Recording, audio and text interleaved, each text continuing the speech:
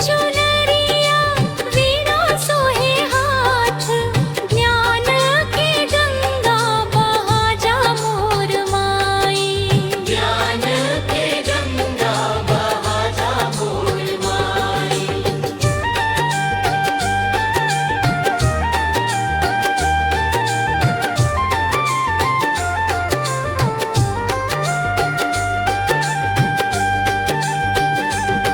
अंधियार मिटा दे जीवन के सारा, बुद्धि विवेक दे शरण में तोहारा।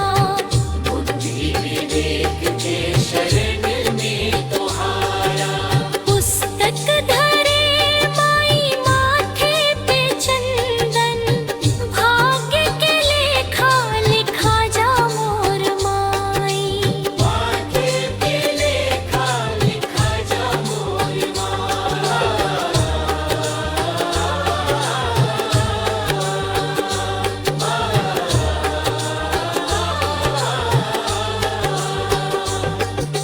सुर के सरगम में बोले तोहार नाम, शब्दन में बसल तोहारे ही धाम।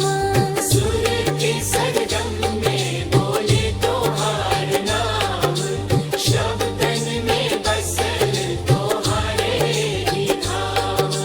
बालक पुकारे चरणन के द्वार, कृपा के आंचल बिछा जा मोर माई।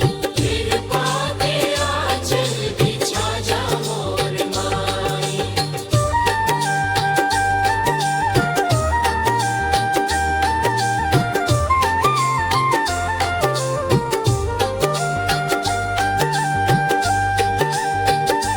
हाँ, हंस पे सवार होके आजा मोर माई, विद्या के ज्योति